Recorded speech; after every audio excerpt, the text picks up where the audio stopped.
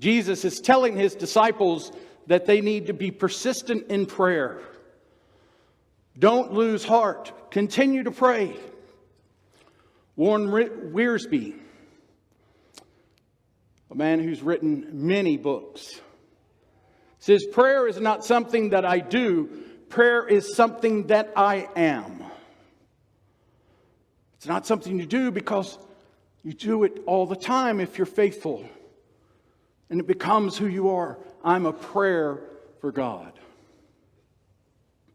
Charles Spurgeon says, a habit of prayer is good, but the spirit of prayer is better. What is Spurgeon telling us? It's one thing to just go and have a habit of prayer and you do it because that's what you do. But he's saying it's much better to have the spirit of prayer in you, knowing that you can go to God at any time and that God is listening, having the faith to pray continually.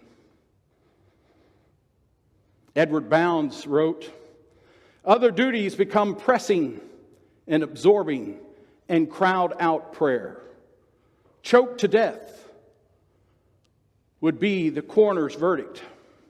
In many cases of dead praying, if any inquest could be secured on this dire spiritual calamity. I think Edward Bounds is right that our prayer life gets squeezed, choked out because we're too busy. How often do we skip things because we don't have time? Unfortunately, too often, our spiritual life is the thing that gets choked out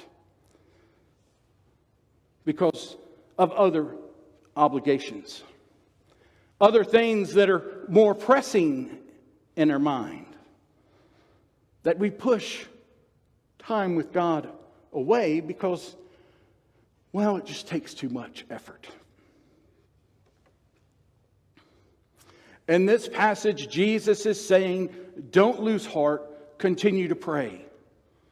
He didn't want his disciples, remember, he knows what's going to happen. He knows that he is facing death and that he will not be with his disciples much longer in physical form. And so he's trying to get them to understand, don't lose heart, don't give up the faith. See, Jesus told the parable of the unjust judge to teach persistence in prayer, consistence in faith. That his disciples should always pray and not give up. A widow continued to go before the unjust judge and plead for justice in her case, but he kept refusing. He didn't fear God or man. He was all about himself. And this widow just kept badgering, coming like a dog nipping at your heels. Or a child that is with you at Walmart and wants a toy.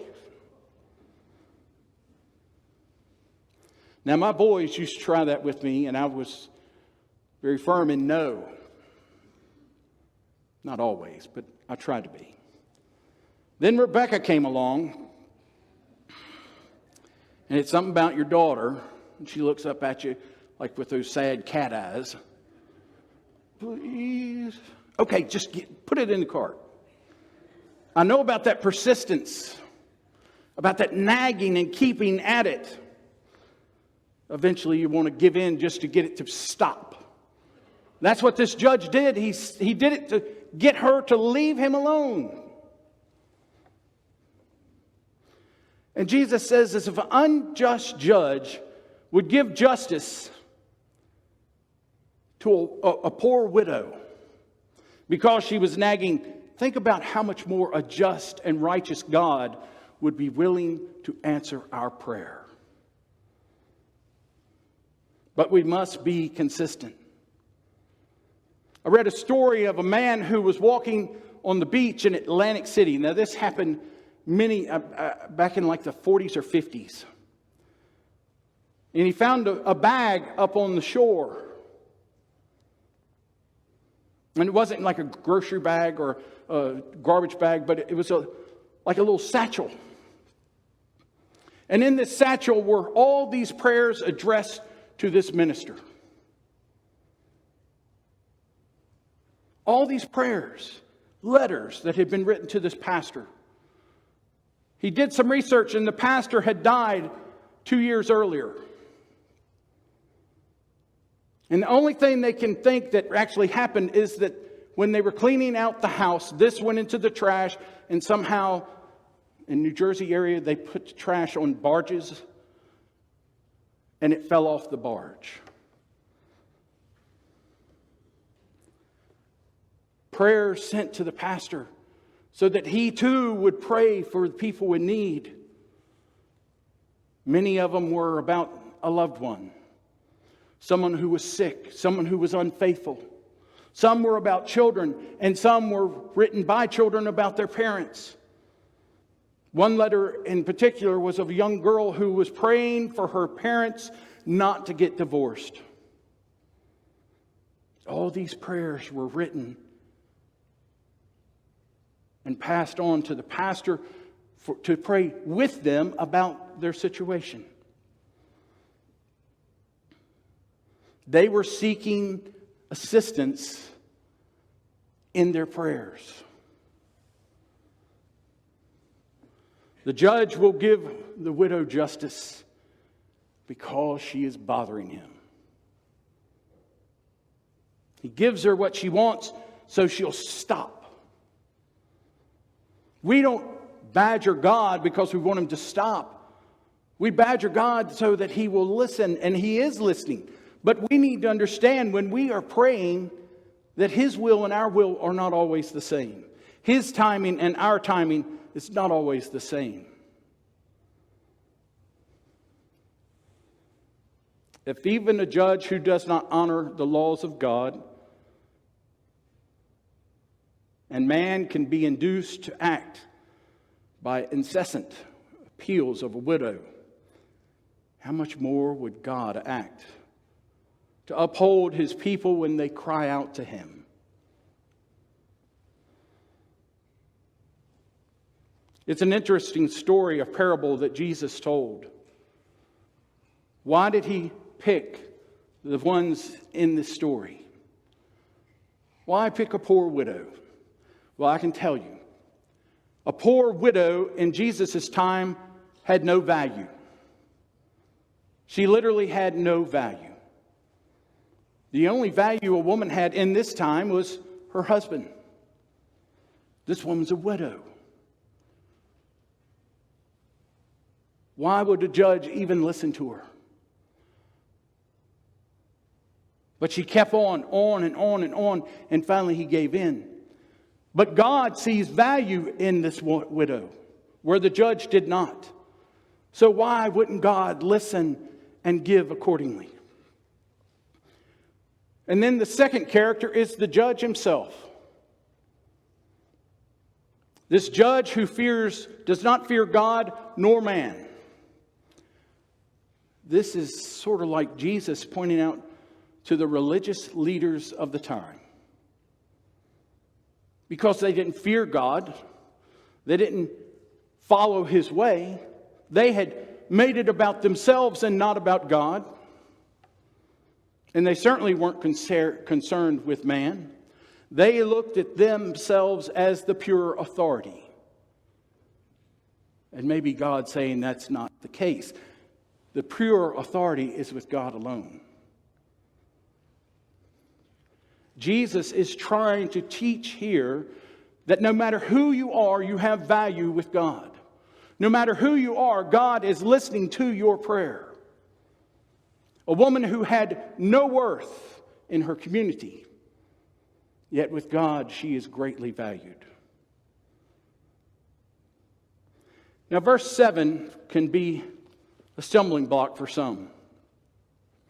For it reads, And will not God give justice to his elect? Who cry out to him day and night. Elect. A lot of them say, well, that means that were chosen ahead of time.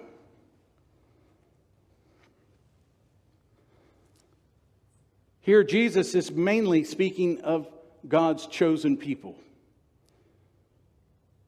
In verse 7, God's chosen ones are the people who have heard His call and have responded to it. Remember, Jesus said, my message is for the sons and daughters of Israel. That's who I'm here for. But once He is rejected there, it goes beyond them. And then the interesting thing is how Jesus ends His story. He says, will He not listen to them as they cry out to Him day and night? Will He delay long over them? And He ends with, I tell you, He will give justice to them speedily. Then, nevertheless, when the Son of Man comes, will He find faith on earth? What do you think? Is God pleased with the faithful here on earth now? Or are we living up to our calling to spread the word throughout the world?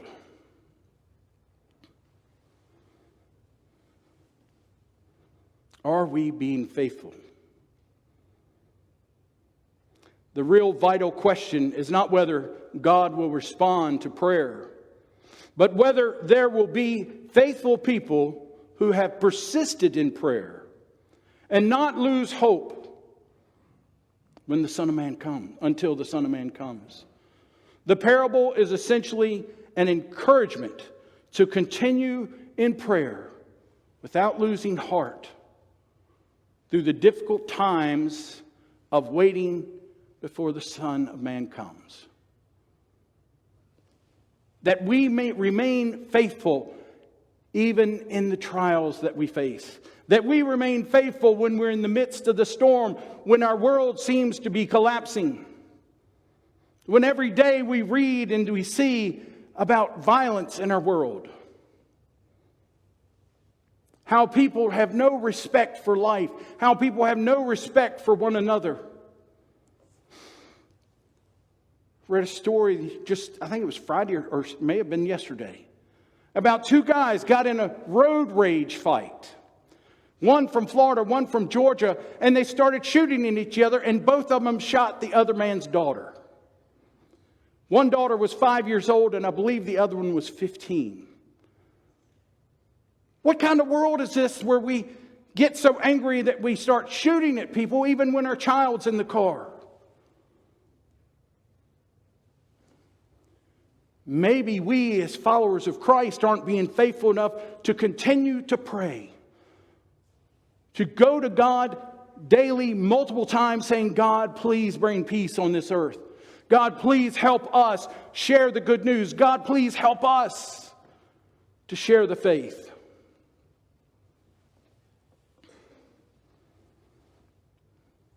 And the offices of his multi-million dollar hobby and craft business, Hobby Lobby, David Green read the bad news.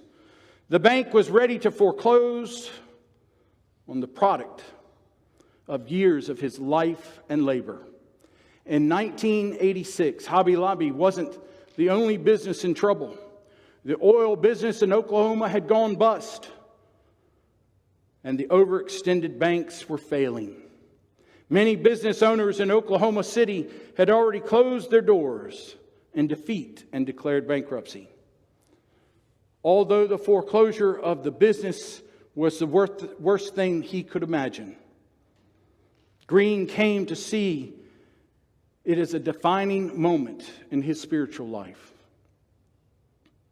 I know I prayed prior to that time, but that's when I got really serious about it.